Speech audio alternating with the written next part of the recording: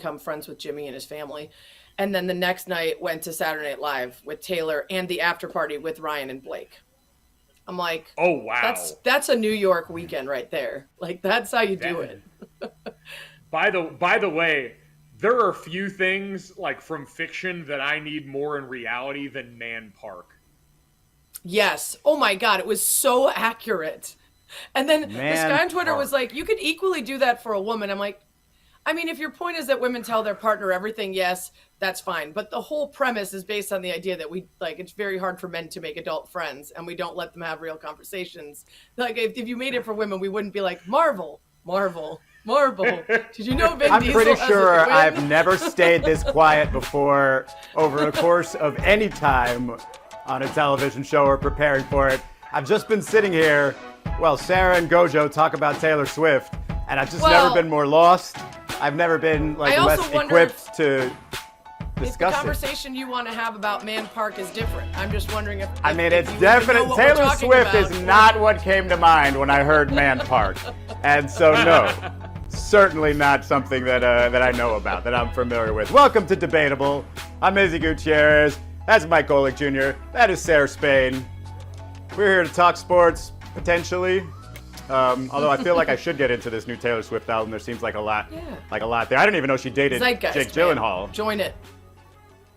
I feel great that I got the red arrow in honor of that today. That feels very appropriate considering I have digested more of this album so far. That is true. Sarah has had the chance to. You deserve it. Again, lost. So I'm gonna beg for our first topic and hope it's not pop related. All right, guys. Our first trending topic. Has your opinion of Matthew Stafford and the Rams changed after their last two losses? Last night was pretty shocking, a 31-10 loss to the Niners, unless, of course, you've looked at their last 4 games against the Niners and realized that they can't seem to beat them. But, you had Odell Beckham there. First throw to him, I believe, was an interception. You've got Matthew Stafford, his first 2, back-to-back interceptions, rather, in the first quarter there. And look, I just want to read a quote from Sean McVay, which kind of set the tone for me on this. He said, "I choose to believe that Lee's last couple of weeks are not who we are. I refuse to believe that, even though you're only as good as your last game." So basically what he's dropping there is just trust me. Trust me, this isn't us these last couple of games. The first few games, the first 8 games were. And Matthew Stafford probably being the highlight of that. He was at a point an MVP candidate, right, early on, and probably through several weeks. And then the last couple have just kind of, and I'm wondering if it's just a bump in the road, which is what I believe, or if it's something that, the league has caught up to both McVay and Stafford all at once, which I don't really believe. But I'd like to see what Gojo has to say about this, because I'm guessing you've studied this a little bit more. Well, I just look at this, to answer the prompt, my opinion has changed because a few weeks ago, I looked at this team that was tied for first in the NFL for sacks allowed, giving Stafford all this time to sling the rock. Cooper Kupp looked like the offensive MVP. And then the Titans and the Niners happened. And realizing now that the fleshy middle of this Rams team has been very exposed.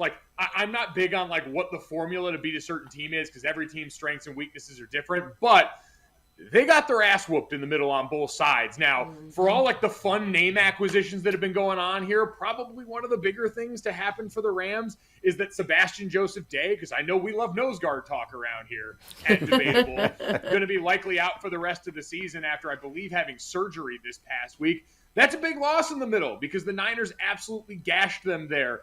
And they had 6 drops on the other side.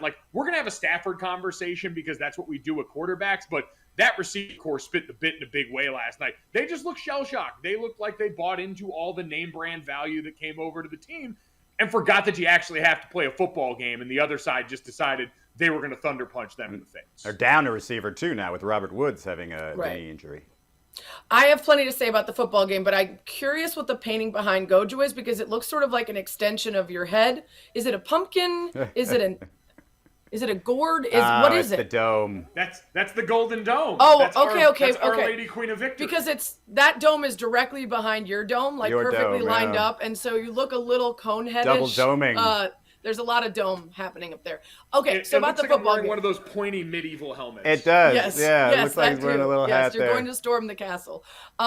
So my impression has changed, but I will say that this has been sort of endemic in the NFL this season, is right around this halfway or so point, which now isn't actually halfway because it's a 17-game season, which might be in their heads, is when we're seeing some really great teams suffer sort of inexplicable losses. And the 49ers had high expectations this year, so maybe this shouldn't be quite as shocking, especially to your point, Izzy, they've had troubles with them. In fact, it's been 393 days since the Niners won a home game, and when they did, it was week 6 of last season against the Rams. So it still, to me, though, is one of those that I was shocked to see the result. And I don't want to say that it doesn't matter, because it does, but we've seen a couple really good teams suffer some brutal losses right in this middle chunk here, and I wonder how much of it is looking ahead. We've got a 17-game season.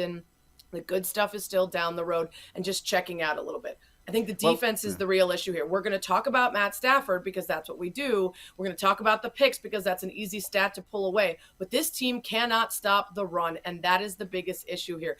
44 designed run plays, I believe it was, for the Niners last year. This was 72% of their first half snaps. They just said, try to stop the run. And the Rams said, we can't. And then the Rams' souls were stolen, as Jimmy G said, by that interception. And that was kind of the game there. So Matt Stafford doesn't look super crisp, but pointing the fingers at him instead of a defense that can't stop the run and a coach that can't adjust when teams are showing them that's more the problem for me. It's not just that, you go in saying, hey, make the Rams stop our running game. It's, hey, if you're successful with it, you keep the ball away from that, previously high scoring potent offense. And that's essentially what happened yesterday. And the thing that, I wonder about Matt Stafford, getting back to, the one everybody talks about, the position everyone talks about, he was feeling himself to the point where there was like a no-look pass he threw early in the season. Like, there was a lot of good going on there. And to Sarah's point about the bye week thing, like, the Bucs last year after the bye week didn't lose again. This year, they just lost their first game after the bye week, which is a little bit shocking. But for the Rams, I believe it comes at a perfect time, obviously, with 2 additions there, big-name additions that are just coming in the last couple of weeks. And they can fix some things because, look, Gojo, it's the NFL. Like, defensive coaches work there too. They watch film too, and they can adjust to what you've done. And that's going to happen. And the beauty of Bill Belichick, people always talk about halftime adjustments. To me, it's game-to-game adjustments. It's like 3-game to 3-game packages adjustments because, again, teams catch up with you. They watch film. They figure something out. They take things away from you. You just have to adjust from there. And it's going to be more difficult without Robert Woods. But I think they've got, obviously, a quality guy in there, and Odell Beckham Jr., to sort of take that slot and see where they go from there. I don't expect this team that, scoring 30-plus points every time they win is going to all of a sudden be, the 13-3 team in the Super Bowl against the Patriots. But they'll discover something. Like Matthew Stafford, the first 6 weeks of the season were not an anomaly. No, and I think one of the big things that has to change is I saw this and was concerned just about this for the start of his tenure as a Ram. Did you guys see Odell Beckham Jr. came out wearing 2 black long sleeves at first underneath that jersey? It looked freaking terrible. Like, someone's got to love him enough to tell him that's not okay. Because the Rams have unbelievably, like, Matthew Stafford deserves to throw no-look passes with how cool he looks in the Rams uniform. He's always been a cool gunslinger guy, and I know, like, the Lions are an easy punching bag, but my God, you put him in a Rams jersey here, and I'm like, has Matthew Stafford did he get, like, more attractive? Did he get a new haircut or something? So someone's got to stop Odell before it's too late, because Von Miller went double blues, and it looked dope. Yeah. Odell, I don't know what they were thinking. Yeah, that was clearly the issue. Back to those drops, and I wanted to ask this, Goto, because I heard Keyshawn talking about this morning, and he said it might not be something that the average viewer noticed, but if you were a former player, maybe only offensively, you could tell a difference even with the way they were lined up and snapping the ball and setting up most likely because Odell doesn't have the full playbook. Could you watch that last night? Because we're going to talk about that big play where it looked like maybe he stopped his route earlier. He didn't go where Stafford thought, and it resulted in a big pick. Like, we're all going to be able to see with our eyes that there was a miscommunication there. But the way it might affect the entire team and the rest of the wideouts and the rest of the offense might be less obvious to the casual fan or even those who just haven't lined up and played before. Could you tell that the team had to make adjustments and concessions just to get everybody out on the field and able to go? Well, and Sarah, I think that's twofold, right? Because you guys both mentioned Robert Woods, too. Like, the loss of Robert Woods, to me, probably a bigger impact on that than just what you've got to strip down for Odell Beckham Jr. in certain spots. Because wideout, you can sort of, like, simplify specific roles, if that makes sense. But with Robert Woods, what you're replacing there is so difficult because he was so tied into what you did in the run game. And people have talked about this the last couple of days. Odell Beckham Jr., willing blocker, all of these things. But schematically, how you fit into what Sean McVay and them ask of that run game here, with how multiple you've kind of got to be skill set wise for a team that only wants to have, more often than not, one tight end on the field with 3 wide receivers. Robert Woods did a lot of that dirt for you. That wide receiver room in general is kind of known for that. So I think it's kind of one of those things. Well, talk to me about those details, Gojo. Yeah. I'm intrigued. What are those details that you're saying they've got to do that maybe some other wide receivers and other teams don't have to? One of them, for instance, is that Odell was only in motion 8 times with the Browns this season, and the Rams are going to want to use him like that, and that's not going to happen. And a timing motion too, right? Yeah. Not just to mess with the defense, but like timing stuff. Right. So that's whole basis of the Rams playbook is play action passes, move the pocket stuff. Like, obviously jet motion's a huge part of their offense, and that's all, timing and reps. That's time under task that these guys were still getting together with Matt Stafford too. Like, you've got all that kind of rolled into this, where it's sort of like Brady coming to Tampa last year, where it took a little while for things to gel, because even the quarterback, who is accomplished and competent at the center of all this, is doing this now for his, his 8th or 9th or 10th live rep with these guys as a starter. So when you combine all that together, that's why I don't worry too much about the Rams long-term. Like, their long-term issues are the fact that they struggle to block people in the middle of that line, and they struggle to stop them in the middle of the other line here. But I think talent in that wide receiver room is just going to take reps and a little more time, because there's still plenty of it there and on that defensive front. And that's why the buy is huge. That's why the buy is huge, just because Izzy, when we didn't know about the Woods injury, the focus was really on, could Odell take away some of Jefferson's deep targets, because his average depth of target with the Browns was longer than Jefferson, who has been their kind of deep threat. And it was, they're used to running 3 wide receiver sets. They're used to going empty. There are all these things that make the Rams a great place for Odell to get added in. But with Woods out now, what are the demands on that number 2 receiver? Is it on Jefferson now to take on that responsibility, or will they try to ask ODB, as I call him, and then everyone says that's old dirty bastard, but I still prefer to call him that, to OBJ. Or do they ask ODB to do that? And then again, that's just time there. Because a lot of people are now saying they just see him as a Deshaun Jackson type. And I think it's too early to say that about him. I don't think he only needs to be used on speed routes. I think he can fold in the cheese, if you know what I mean, on this team, but you just need to give it a little time. What does that mean? What does it mean, fold in the cheese? By the way, Sarah will remember this. I'm not actually going to repeat the line, but Sarah remembers a very interesting segue when we were talking about OBJ and LeBron James. And maybe I can't say that here. So I should just ask a question. I think even here LBJ and OBJ. Somehow. You can probably figure out what the segue was. But speaking of Sean McVay and that trust me quote, right? Here's what sort of I wonder about that. Like, you trusted him when he first got there, yes, and he showed you he was good, took the team to the Super Bowl, and then it was like, that guy's a better thinker than me. That guy's a better schemer than I am, at least for one game with a couple of weeks of preparation. And then he's like, all right, Jared Goff, you're the reason. I'm done with you. And then it's, you trust me again, because look what Matt Stafford's doing. And now he's back at the, it's late. Teams have maybe caught up with me. Just trust me again. But look at that record. 8-67 Matt Stafford is against teams that end their season with a winning record. So if you're going to trust anything, but if you combine that with Sean McVay's, I can't, you're right. But if you combine that with Sean McVay's sort of end of season failures, even though one of them was in the Super Bowl, granted, maybe he's not that trustworthy. I'll just say that I have watched a lot of Lions games due to the fact that they are in my team's division. Perhaps more so than the average person who won't choose to watch the Lions if given other options. And I have always been very impressed by Matt Stafford. Yes, there are games where he didn't finish well, but overall, I always thought that he was a bright spot in a very dark place. And any statistic that existed before he left the Lions, it is almost impossible to extricate him from the larger mess. The fact that that team has been as bad as it's been for as long as it's been, I don't know how you can. The fact that he was as good as he was, despite that, says more about him than any statistics you will show me from when he was there. Yeah, I mean, I think, I don't think he's Jared Goff. I think they'll bounce back. There's my final answer there. But if that Rams, the middle of that Rams defense doesn't tighten up. Final answer? Let's go to the board. Final answer. Next topic. All right. Moving on. We got more quarterback talk. And this one comes from an article from our friend Charles Robinson. Questioning about the Just Browns' had him on future. Spain and Fitz last night. Should the Browns move on from Baker Mayfield this offseason?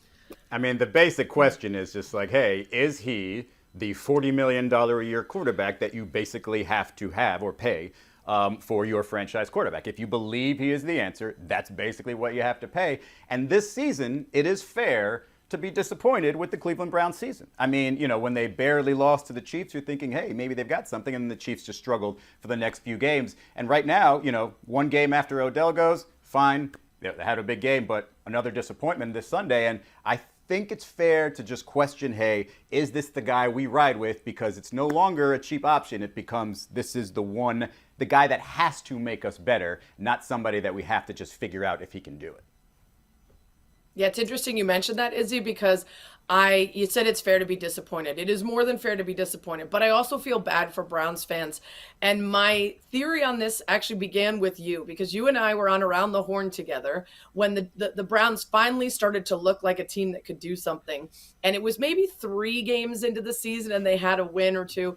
Maybe it was 5 games in and they were looking pretty good. And you said, I wouldn't be surprised if they had 10 wins this season. And I was like, no, don't do it. Like, they were just unleashing fridges with free beer in them for 1 win. You can't jump ahead to 10.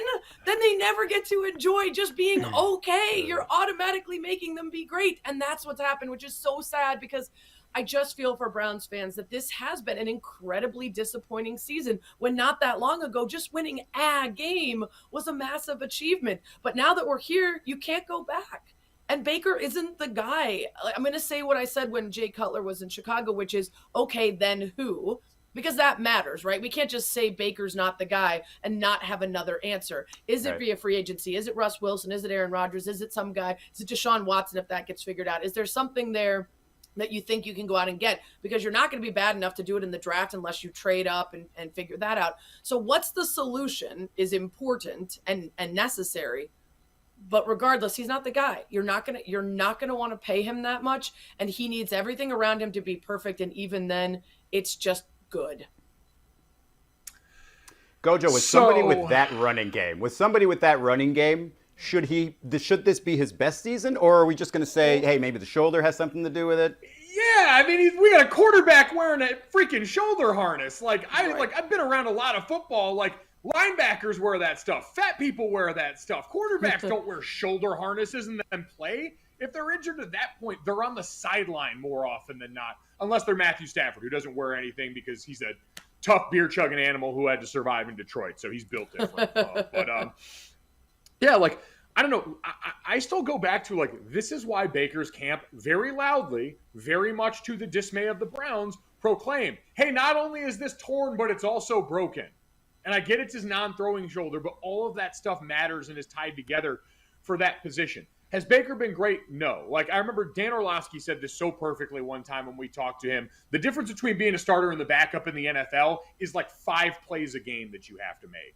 And Baker didn't make those 5 plays this last week. But I will say, we are a week removed, a week and a half now, from doing the thing last weekend after the Odell divorce, where they won that game and looked good, and Baker had a couple of nice throws. Killed it. And saying, damn, they won all this. No, the story of that game was that they beat everyone up along the lines of scrimmage. Just like the story of this game is, they got beat up along the lines of scrimmage bad by that Patriots team here. Baker Mayfield is what he is. He's a very good quarterback. He's not a great or an elite one. And I think that, so this got said yesterday, Baker being elite, or the notion that people have tried to say that, is a straw man argument. I don't see anyone of substance really trying to say he's a top 5, top 8 quarterback. No, but that's not really the question, right? That much. Right, but that's the question is, so you look at those injuries and you can use them either as an excuse for why he hasn't excelled to the point that many hoped, or you can say he's injury prone and that's going to be a problem that continues throughout his career. Gojo, it sounds like you kind of agree, which is not to say that he he doesn't have a good excuse, whether that's along the line or injuries or otherwise, but that in the end it doesn't matter because he hasn't been that great. He's never been elite or great enough that when there are dips, you can say we just need him to get back to how great he was. He's been very good, and that maybe isn't enough to put all your money and future in.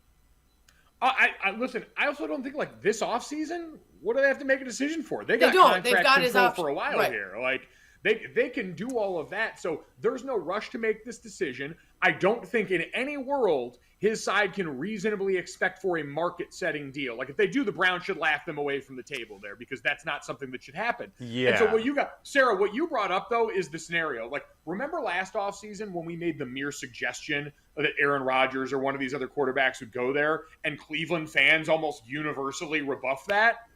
That ain't going to happen this offseason if that comes up. Like if you get one of those options, hell yeah, take it. But if he's Baker not ends up Dak being Prescott. Your long choice You're at not the right paying price, that I think money. He would work. Right.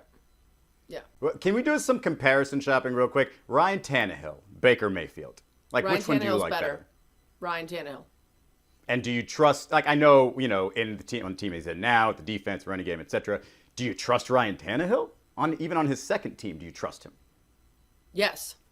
Ryan Tannehill makes the plays that need to be made, doesn't make massive mistakes, and is a really smart quarterback.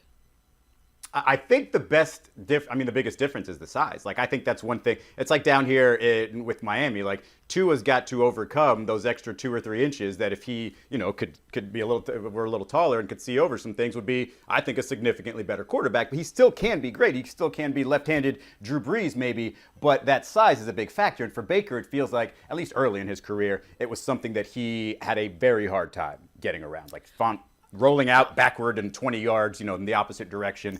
I was never in love with him, and I certainly don't think he's a $40 million a year quarterback.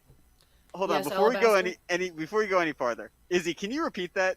Did you just say that Tua can be the left-handed Drew Brees, one of the greatest players in the history of the NFL?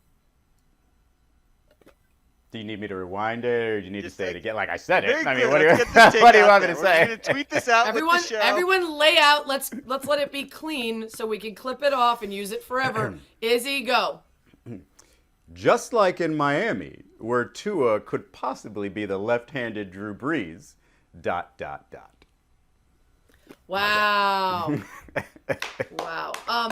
Real now, quick to get when back I say to possibly, I'm not predicting that, just for the record. Okay, let's back it up. Here we go. Let's reverse now. I just want to point out that the Baker situation, as much as I do not think that he's an elite guy who should be, making $40 million a year, to my point about what could happen next, look at what just happened with Cam and the Panthers, right? The grass is always greener. Let's move on. Sam Darnold's the guy, and now you're back with Cam Newton. Like, there are plenty of examples where a team said, we don't think our guy is good enough. And either they go somewhere else and they excel in a different system, or they're at least better than the replacement that they find for them. So I do think that always comes into play here in this, because Baker, with the right pieces around him, can win a lot of games. You're just going to win with him and not because of him. And that's the question is, are the Browns going to have enough pieces to win with him and not because I've decided I'm sticking to it. I believe he can be lefty Drew Brees. Tua? Yeah. Oh, man. I've just decided I would love to break down look at his numbers over his first 2 seasons. Compare them to some of the, he's had not bad. Not bad at all. With no weapons, just Gesicki out there a little bit, and, Devontae Parker every 4th game. You know what? I'm on. Left-handed Drew Brees, sticking with it. You know what? And you know what? A fair point is Drew Brees overcame a lot of stuff early in his career. Most of it was injury tied, which you can also throw in with Tua here. But, man, I know this is we're in tangent territory here. What is Brian Flores doing exactly? Yeah. They're doing, this is a straight out of the handbook of how to mess up your young quarterback beyond repair, the way they've handled it. And I wanted to give B-Flow and them a pass for a while because we know it was a wonky last year and stuff, but having him, backing up with an injured hand and then have in here, what sort of bizarro world BS are we running down there? That was weird. That part makes no sense. What's better handling of your young, impressionable quarterback, that or the Zach Wilson stuff with Mike White, where the only person who has yet been held accountable for the Jets appears to be their injured rookie quarterback, Zach Wilson? I think the Dolphins thing is a little more damaging because Flores is coming into this season like a lot of praise, one of the better young coaches, and then he does that. And then it's, Deshaun Watson of all people. It's not like Aaron Rodgers became available midseason or anything like that, So, yeah, I think it could be damaging. And then if he's, healthy enough to be the backup, should he be starting? I mean, it didn't seem like he could throw the deep ball. So maybe it's like he's so good that even with one hand, he's better than our third stringer. That's probably the best way to look at it. But I don't think Tua was the topic here. You know what all this makes me realize, like going back, tying this to Baker too, like no one's allowed to have middle-class problems in the NFL. Like not a both quarterback. of these teams were recently like tank for Tua. The Browns were popping open beer bottles for one win and all this. And you went straight from like, all right, like I'm trying to find a place to live to, all right, like I got to figure out how I'm going to structure my mortgage to now like, what's a trust? What are defined benefits? Like you can stick in the middle for a while and hang out, guys. You guys just got out of the gutter here. Like I promise you could give this more time than you're giving it here. This feels like we're going crazy. Right. I think we need a good 8-8 TED Talk of like, here's how you just sit in the middle for a while and be okay with that. Oh man, this is the Sit headquarters for that down here in Miami. Let's talk some NBA. Do we have another topic? Yeah. Moving on. Our last trending topic. Is the Bulls' current level of play sustainable? I'm just going to go ahead and let Sarah talk about this. They beat the Lakers last night. Anthony Davis got kicked out for tying a shoe, and LeBron's coming back on Friday, probably according to Woj. Now Sarah wants to talk about her amazing Chicago Bulls, which had Lonzo Ball hitting, 7 threes last night? More and threes DeMar than the DeRozan Lakers going team. off. Yeah, There you 38 go. for DeRozan.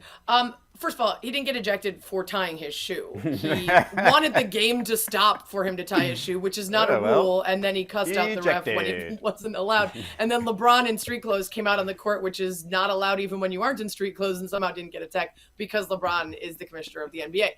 More importantly, the Bulls are back, baby, and it is so fun. First of all, let's talk about how wild it is that this team had so much change in the offseason and they're gelling like they've been playing together for years. I mean, it's incredibly fun to watch. They did what they did last night without Vucevic, which is huge. And they're figuring out how to deal with some of the defensive issues that a lot of people were concerned about when this team was constructed. They're extremely active on the perimeter. They get real messy up front so that it makes it harder for teams to even set up and then kill them inside, which is where their weakness is on defending in the paint. Caruso showing up, getting a tribute video, getting hugs from LeBron. No, did he score, or was it? He didn't score, did he? Or nor field goals? Like he basically had a very Alex Caruso game. Yeah, like, doesn't have to Wait, score. Caruso got a tribute video? Yes. Oh, a long one. He's a champion, man. He is a Bro, world champion, and he's a local guy, so they were showing high school highlights as well. It was great. The Caruso got a bigger round of applause than most of the Lakers starters from the people in attendance last Deservedly night. so. Yeah, I mean, Lonzo went off. DeMar went off. DeMar and Levine together are fun as hell.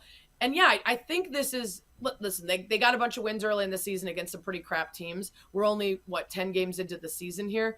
But I do think that this is sustainable. I do think this team is only going to get better from here, particularly when they figure – I mean, I was most worried about how they would fare against teams that have a really dominant big man. And Anthony Davis was contained last night even well before he got ejected and literally was not able to contribute to the game. He wasn't contributing all that much before that. So still worth watching them against a team like, I don't know, the Bucks or someone else, when with the Pelicans when Zion's in there. But, man – super fun. And it is a very unselfish team that's using assists and ball movement and fast breaks to get points. Well, Billy Donovan is a very good coach. He encourages ball movement as well, obviously since he was a college coach in that team that was so well balanced.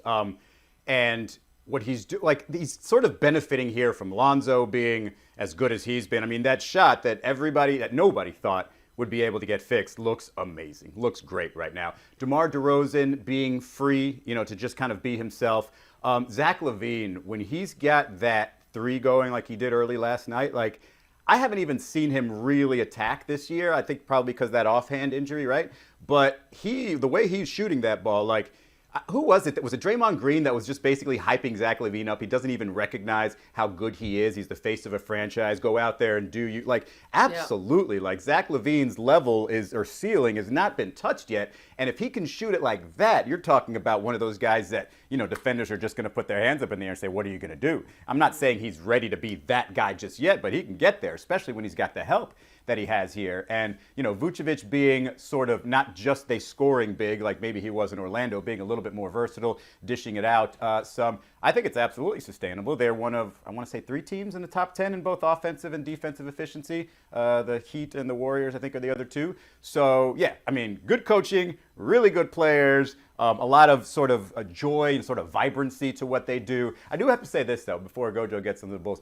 I want to ask what you think of the coaches no longer having to dress in suits. To me, I think that sort of brings the game down a little bit. I think I need a little bit more of a Pat Riley flair in games. But go ahead, Gojo. Hell no. Look at his face. Why? Like, I can't, like Billy Donovan sitting there in a pullover and some. I'm still pissed that I have to wear a suit in the broadcast booth now. Okay, what are we doing? Come on. Give me an ES-issued quarter zip, and let's call it a day. Yeah, that's all you want all day is a half zip. 8-figure salary here.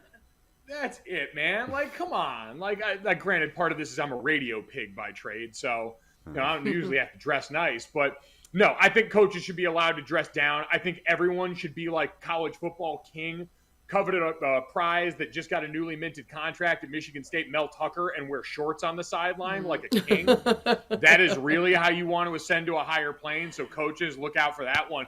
My only question to Sarah is, I see all these fun DeMar DeRozan stats. They're a great time. I wish him well. I can't say that I've watched him play basketball at all this season, but I have watched him play before in his career. How worried are you when all of this goes away when you guys get to the playoffs? Oh my gosh, come on. I mean, listen. You know what? It's not a Kyle Lowry, DeMar DeRozan thing. Like, those two had, like, a reputation that was deserved. They struggled, especially early in playoffs. That doesn't mean they didn't pick it up. Kyle Lowry certainly picked it up. DeMar DeRozan, it's not like he's the one-man show here. Like, he is putting up these numbers because teams can't focus on him. So if you give him that opportunity in the playoffs, I think he's still going to be able to hit these numbers. I appreciate you not forcing me to dignify that with a response. I have a question for you, Gojo. Based on your adoration for Mel Tucker's shorts game, were you ever the kid in school that wore shorts year-round during your chunky phase? No, I never really got down like that. Like, for whatever reason, I wasn't like the we all fat had kid that one would of show those, up right? wearing shorts and flip-flops. Oh, hell yeah. God, I mean, every school has a kid who wears shorts year-round, even in the winter in Chicago. Yeah, in my it's like fat a Midwest phase, I was wearing more clothes. I was wearing, you guys probably don't even remember this. This is so sad. You remember, like, Skids? They were like parachute pants that, like, MC Hammer essentially made famous, even though they were, like, after him.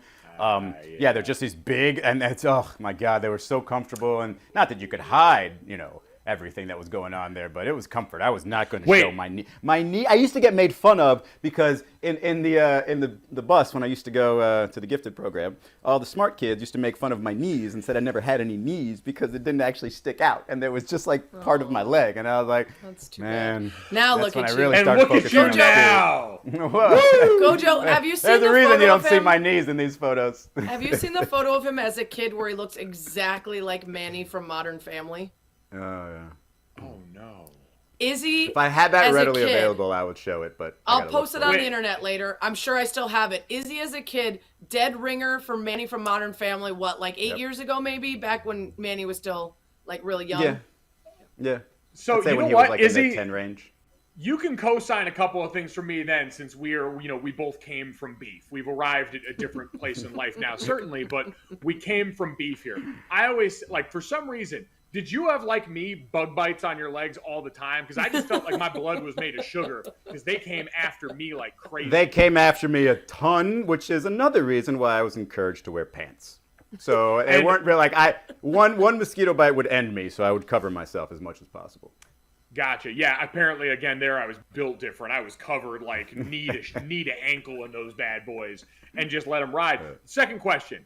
Were you a shirt in the pool guy? Because that was the one move I would always do where it's like, oh, whoops, I fell into the water with the shirt on. There are videos. There are old home videos, and thank you to my uncle who always carried around a video camera for some reason back in the 80s, of me at the beach just, the trunks would go past the knees. The shirt would be on at all times. Oh, no. In the barbecue area, of course. In the water, yep. In, sixth grade, pool party at the end of the year, of course. Why am I taking off my shirt? I don't want to get with any of these girls. I'm not going to impress anybody, so let's just go ahead and keep the shirt on and keep everybody happy. Oh, the angst, that was exactly right. The emo, the diary entries. I had the opposite, where I was like gangly as hell, the longest arms and legs, 0 body fat, and then puberty hit, and I was like, what's going on? I used to crush really every single kid in class in the pizza eating contest, and now I got to eat salads all the time. What a bummer. Oh, man. Isn't it like the line of like demarcation in everyone's life is when salad becomes a thing that you've got to like realistically incorporate here? Although I will say I resisted that for a long time. The first time I ever tried a salad was one of the airplane ones that you get as like an old flight meal.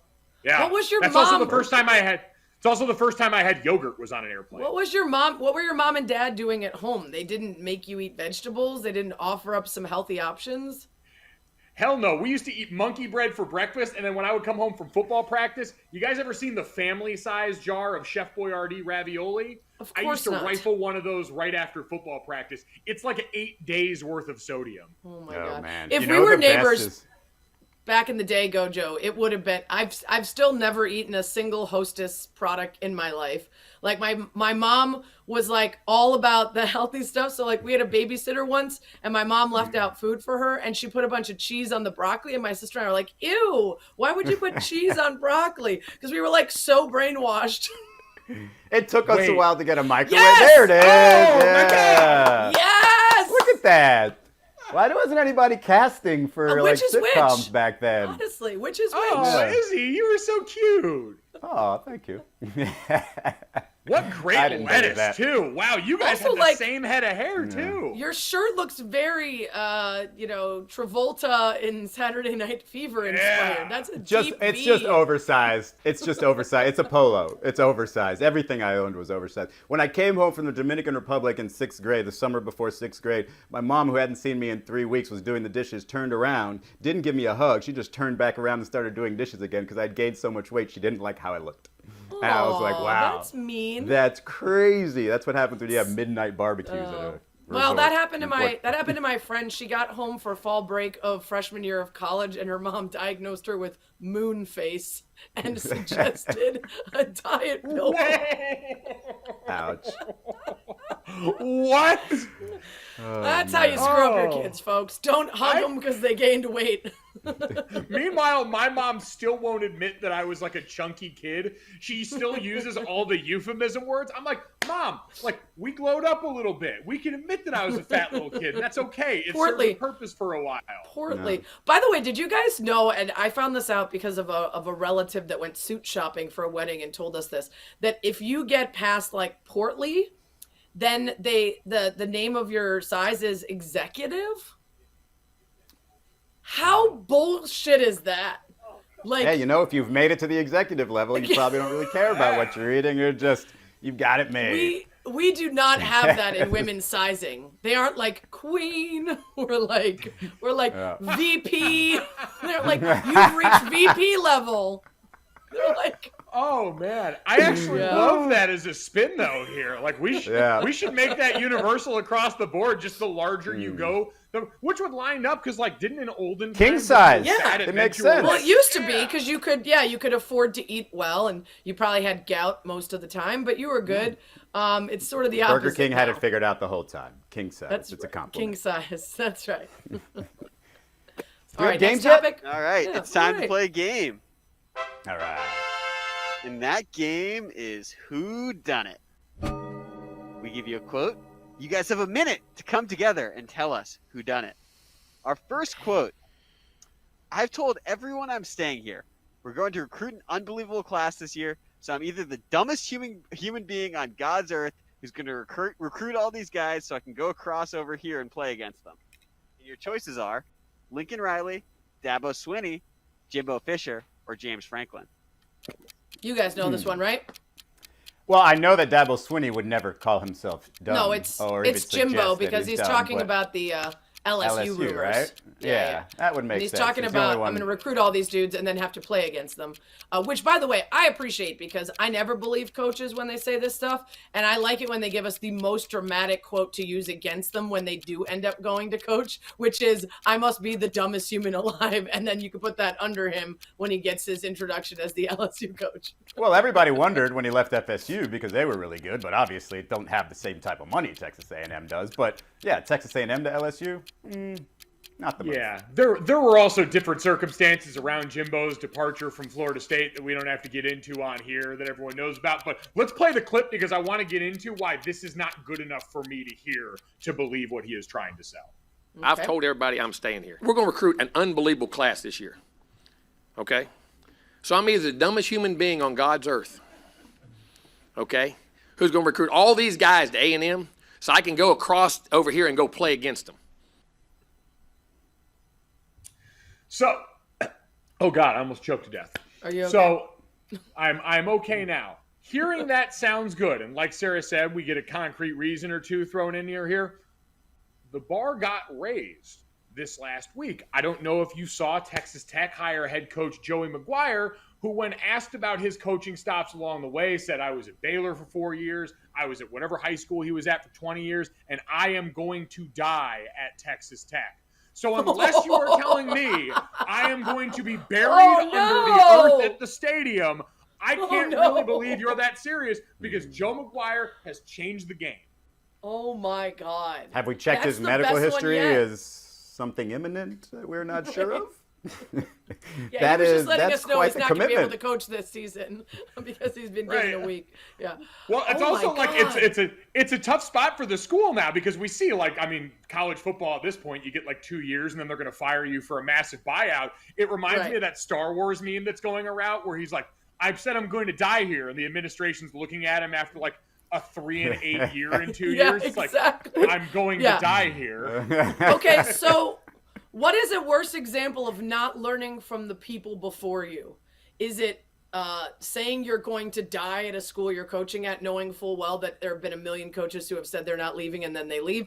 Or is it Najee Harris not knowing you can tie in the NFL?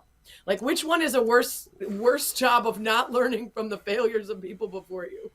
They happen, it feels like every 4 years somebody says, hey, I didn't know there was a tie. I remember when I was on Around the Horn in 2008, Donovan McNabb. Oh, I didn't know we could tie. That's what I'm saying.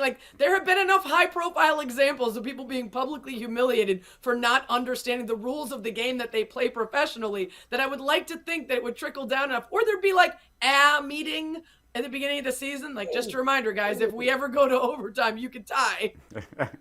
I have the solution. So, because I just realized this, as soon as you said 2008, of course Najee Harris isn't going to know what happened in 2008 in the NFL. These are kids. They barely care about what happened 4 years ago. What we need is NFL rules TikTok. Everything's got a TikTok lane right now. And so if you just made NFL rules TikTok and you put a cool dance routine behind it where you had let's get Ed Hockley. He's not doing anything anymore. So we just have him do a bunch of box dances. Yeah. And they show you what the ruling looks like, turning it into a dance, and then they people also just inform you wearing of the rules. ties. Yeah, it's and like, nothing hey, else. You can tie in overtime. It's for the Don't tie. I get it now, this. Izzy. I get it now. It's just because you pictured Ed Hockley shirtless. Admit it. That's how you went. How you went to just wearing ties from the examples that we were giving. No, but what's his son's name? Next question. Next topic. Next question. All right. Our next quote. I just love challenges. What's the next challenge? The next challenge might not be here. Me and my family chose to stay in this city that we all love and is taking care of us. For now. In 2 years, that might change. I'm being totally honest with you. And your choices are one of the biggest. A, Aaron Rodgers, B, Giannis Antetokounmpo, C, Damian Lillard, or D, Urban Meyer. Speaking of challenges, one of the great challenges of doing an hour-long live set on whatever we're doing on social. Man, I'm sweating. So it's just going to be me fanning myself. Because you're at the beach. Yeah, it's hot out here. I'm in the beach spot. and a button down. By the way, I think we know who this is, but just for the sake of it, let's remove Urban Meyer because he never tells you in advance he's going to leave. He just fakes some sort of illness and disappears after a massive some sort of scandal. Damian Lillard never says this because he literally says the opposite all of the time. Aaron Rodgers wouldn't use that language. Can't believe he would him. make it sound really ridiculous and make something up about the Dalai Lama telling him something, and it's a beautiful mystery, which leaves us with the answer that we all know it is, yes? And I like how we didn't even bother with Giannis's last name. There it is. It's in the GQ article, and it's interesting because, this is the move everybody thought, was going to, when he was a free agent a couple of years ago, go chase the ring. Well, he stayed put and got the ring. And now, and I think it's interesting because his agent said, it's not like he's saying I'm planning to leave Milwaukee in 2 years. His agent basically said, as somebody who continues to create challenges for himself, that might be something that, if he wins one this year, then where's the next challenge? If he doesn't win one this year, where's the next challenge after that? Should he go somewhere else? And so I get that. And this is him being honest. And he's been honest this whole time, basically. And the thing that Milwaukee, they can't say anything about this, right? Because he did stay. He did win them a championship, and now it's okay, either you just maintain that and create a dynasty, or Giannis is going to get wandering eyes. And so the fact that he's being honest is just consistent with Giannis. He's always been this guy. Yeah.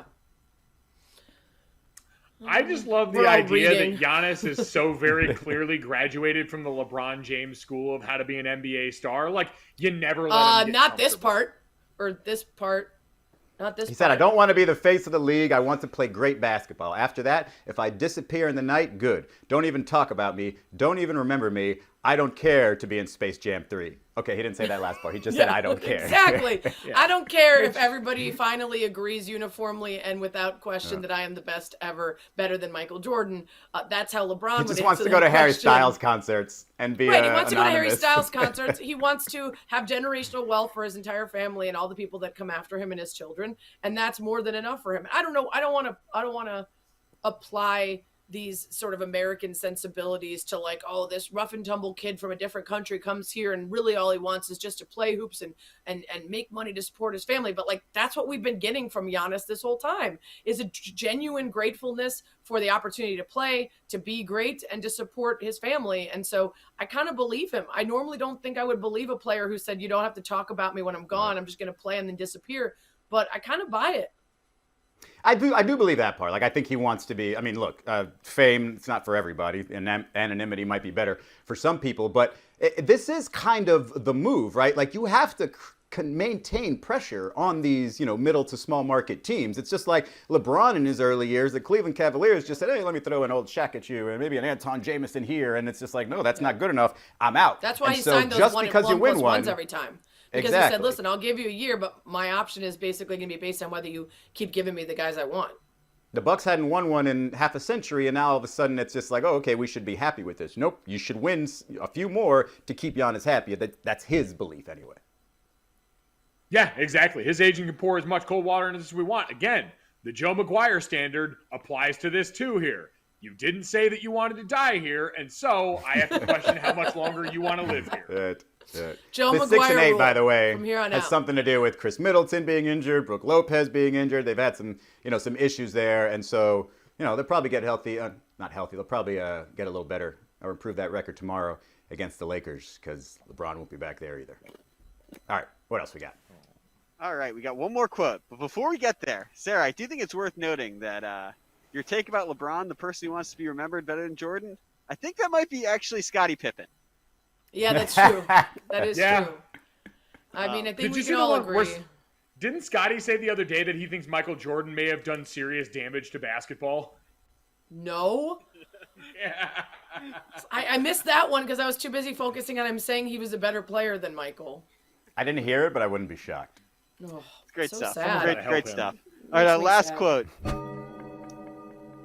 Derek Jeter didn't deserve any of the Gold Gloves he won. And your choices Poppy are Levitard. Carlos Correa, A-Rod, Pedro, or Poppy Levitard. I'm pretty sure D said it at some point in his life. Probably multiple times. He's probably saying it right now, but I don't think it's on the record. It's not A-Rod, man. He's not that interesting. It's got to be Pedro, right? No, it's actually Carlos Correa cool. It's on Correa? a Spanish language podcast, which is why we're discussing it, because will there be any reticence from the Yankees to go ahead and sign him because he's taken out their golden god, who, by the way, is running another franchise right now. So if they don't sign Carlos for fear that they offend a former superstar who now operates in the service of another team because they're worried that fans are going to be cranky about it, if Carlos Correa comes and shows up and wilds out, the fans aren't going to care whether he said shit about Jeter. Are we going to get the sound in Spanish? ¿Cuánto guante de oro ganó? ¿Cuántos guantes de oro ganó? Yeah. Yo creo que Derek ganó 1 o 2, ¿verdad? Cinco creo que ganó. Derek Jeter no se merecía ninguno. Wow. Ooh. Wow. I like heard the that. player having the takes, though. ¿Cuánto ganó? Yeah, I mean, look. Correa. Frank, Yo creo que Derek ganó 1 o 2, ¿verdad? Cinco creo que ganó. Derek Jeter no se merecía ninguno. By the way, the name of that podcast, I believe, is I Like Sports. Me gusta los deportes. Look, Frank Isola told me one time that it was kind of a running joke on the Yankees broadcast that the announcers would say, pass the diving Jeter. Because he would dive to anything and not get anything. Yes. Yes. Mm-hmm. Mm-hmm. No! Wow. I love you guys. Wait, how do you do a heart? Is that a heart? Help.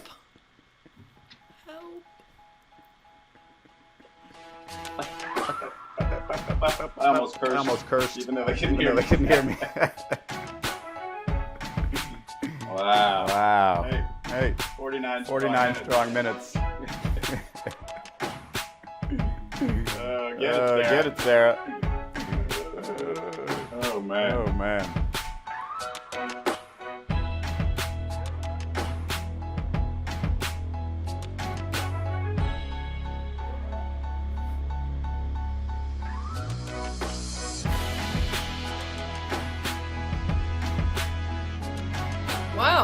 Wow.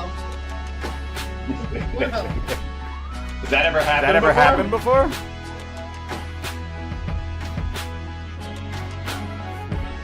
Oh, okay.